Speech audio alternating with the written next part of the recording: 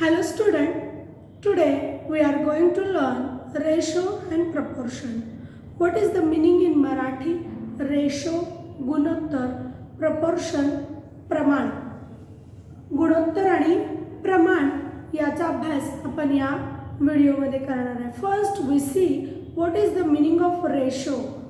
If we consider Ram's age is 10 years old. Ram is a 10 years old. Ram is a 10 years old and Sita is a 5 years old. 5 years old. If Ram is a 10 years old and Sita is a 5 years old, so what is the difference in between Ram's and Sita's age? म्हणजे रामच्या आणि सीताच्या वयामध्ये काय फरक आहे किंवा किती फरक आहे हे जर आपल्याला विचारलं तर आपण लगेच सांगणार 5 years डिफरंट. म्हणजे या दोघांच्या वयामध्ये 5 वर्षाचा फरक आहे. So what is the relation which is the younger, which is younger असं जर आपल्याला विचारलं तर लहान कोण आहे असं जर आपण म्हटलं तर Sita is a younger and Ram is a elder असं आपण म्हणणार आहोत. म्हणजे राम हा मोठा आहे आणि सीता ही लहान आहे असं आपण सांगणार आहे. म्हणजे यांचे जर एज आपण बघितले तर एज बघितल्यावर आपल्या लक्षात येतं बघा की राम इज अ म्हणजे राम हा मोठा आहे आणि सीता ही त्याच्यापेक्षा लहान आहे. मग हे सगळं आपण कशा पद्धतीने काढलं किंवा या सगळ्याचा आपण अभ्यास करताना काय नेमका विचार केला तर रामचं वय कन्सिडर केलं, सीताचं वय कन्सिडर केलं आणि त्या दोघांच्या वयामधला फरक काढला. In previous classes we have learn to compare two numbers. आपण दोन नंबर कम्पेअर केले. बघा here is a 10 and 5. 10 is greater than 5. So I say Ram is elder than Sita and Sita is younger than Ram and their age difference is a 5 years. अशा पद्धतीने काय केलेलं आहे हे आपण बघितलेलं आहे किंवा याला आपण काय म्हणणार आहोत किंवा या दोघांच्या मधला फरक आपण इथं काढलेला आहे. म्हणजेच इथं आपण असंही म्हणू शकतो बघा की रामचं वय हे सीताच्या वयाच्या दुप्पट आहे. Ram's age is a twice than Sita.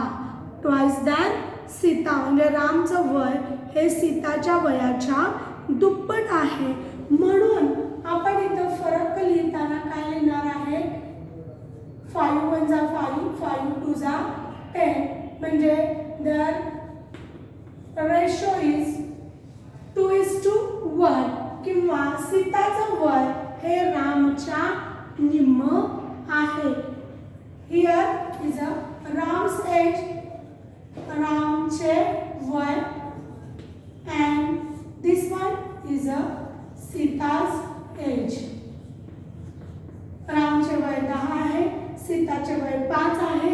याचाच अर्थ असा झाला की या दोघांच्या वयामध्ये जर आपण वयातला फरक मांडायला गेलो किंवा वयाचं गुणोत्तर मांडायला गेलो तर आपल्या लक्षात येईल बघा की हे किती आहे 2:1 आहे. हे प्रमाण त्याचं आपल्याला सांगता येतं 2:1.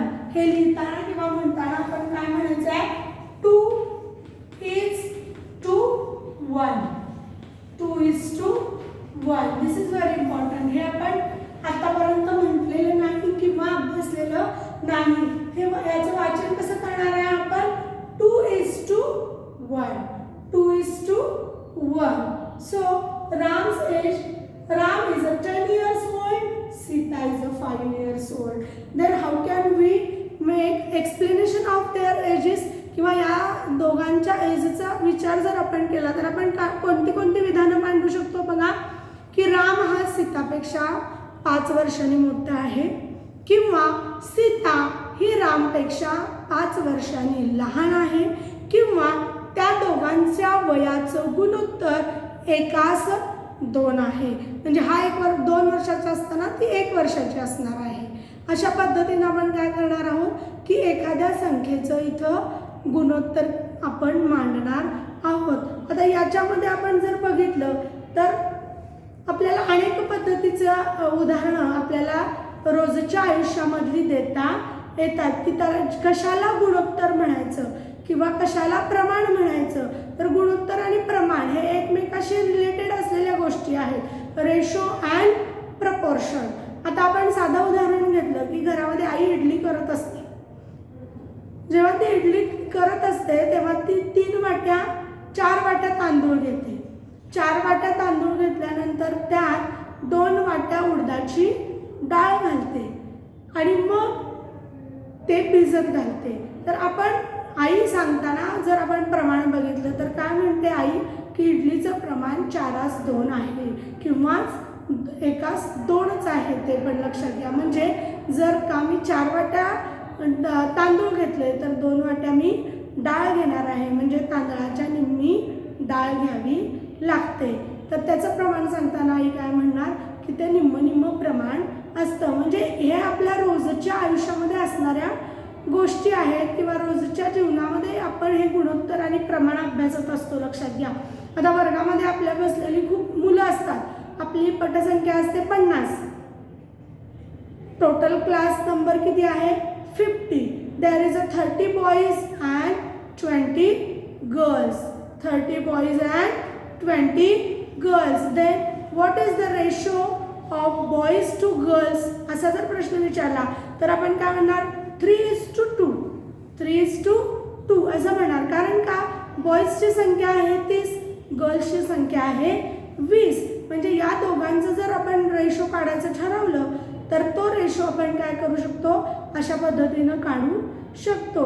म्हणजे जर आपण आणखी कुठली उदाहरणं घेतली, समजा मला बिस्किट तयार करायचं आहे तर बिस्किट तयार करताना मला 2 वाटी मैदा लागतो आणि 1 वाटी साखर लागते. तर मी म्हणताना काय म्हणणार 2:1 प्रमाण आहे. हे म्हणजे आपल्या रोजच्या आयुष्यामध्ये असलेली ही उदाहरणं आहेत की आपण तिथं रेशोचा अभ्यास करत असतो किंवा तो रेशो असतो.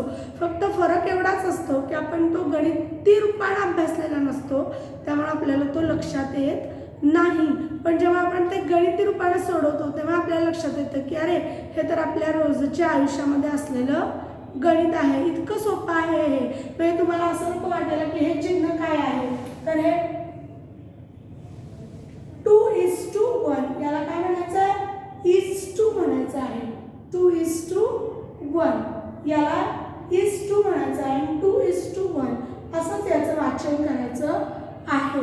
तर अशा पद्धतीने आपण काय करतो गुणोत्तर म्हणजे काय हे बघितलेलं आहे. आता इथे तुम्हाला पुस्तकामध्ये उदाहरण दिलेलं आहे बघा की निलिमाचं वय 12 आहे आणि रमेशचं वय 6 आहे.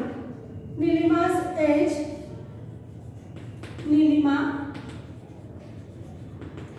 age is 12 years old. Nilima is 12 years old and Ramesh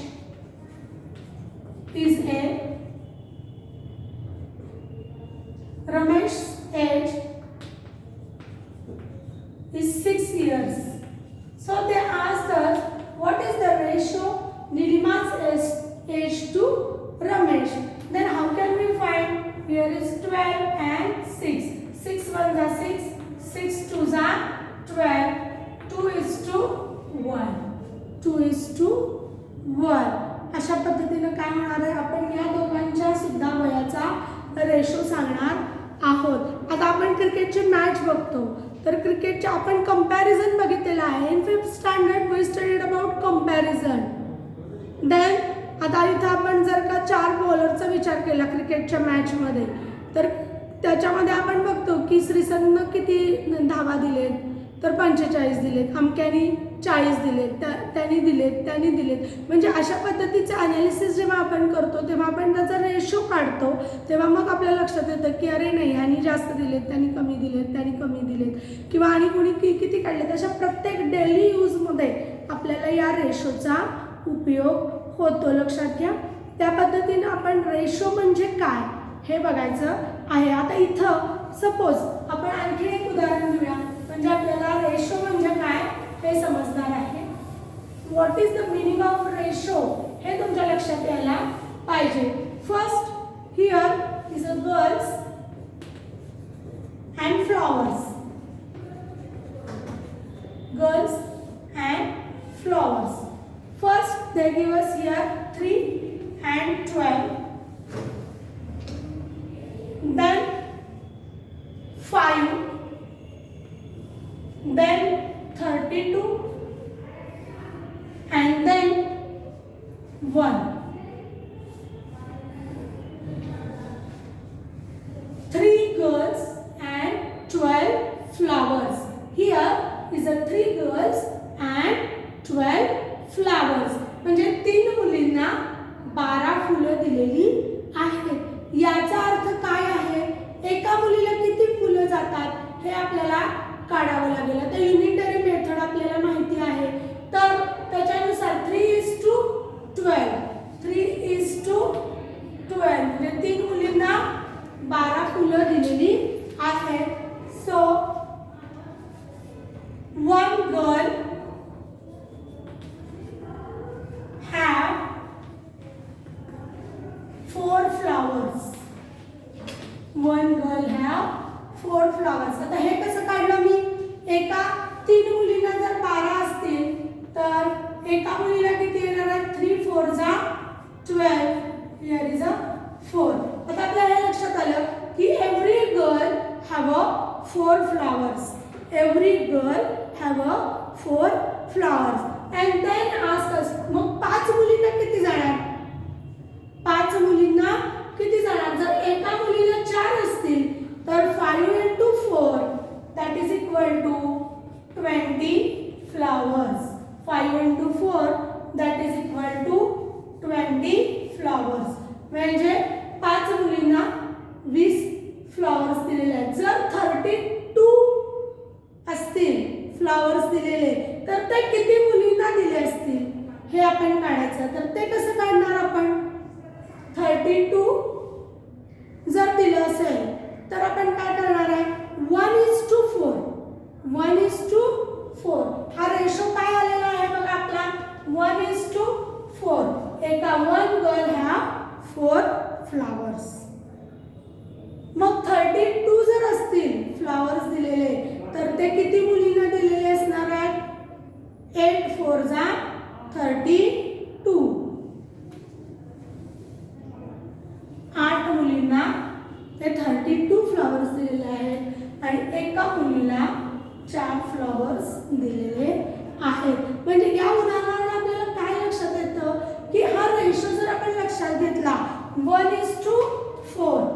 This one is a ratio and we say here that 1:4. आता एका मुलीला 4 फ्लॉवर्स दिलेले आहेत. मग याच्यावरून त्यांनी आपल्याला 4 प्रश्न विचारले तरी सुद्धा आपल्याला काय करता येतात? त्याची उत्तरं देता येतात. कशा पद्धतीने देता येतात? कारण एका मुलीला 4 आहेत तर 5 मुलींना किती फ्लॉवर्स जाणार आहेत? 20 फ्लॉवर्स जाणार आहेत. सपोज जर मी 32 फ्लॉवर्स दिले तर ते किती मुलींना द्यावे लागतील? 8. आपण असं का म्हटलं? कारण 8 into 4 that is equal to 32 and then one girl have a 4 flowers. म्हणजे अशा पद्धतीने आपण डेली यूज मध्ये या रेशो अँड प्रपोर्शनचा उपयोग करत असतो. फक्त आपल्याला ते माहीत नसतं.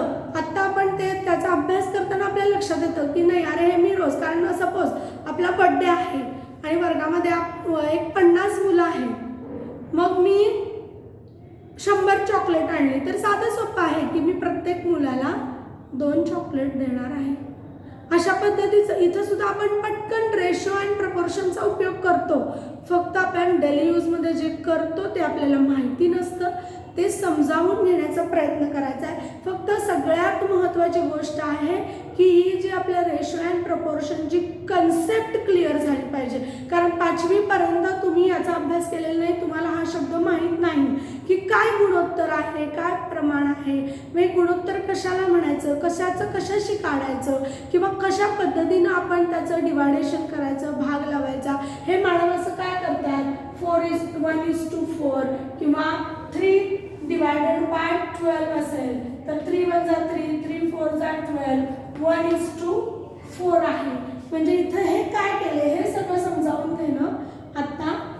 महत्त्वाचं आहे. So in this way we studied about what is the meaning of ratio and proportion. We get examples of ratio and proportion. Then in next video we solve examples on ratio and proportion. So thank you.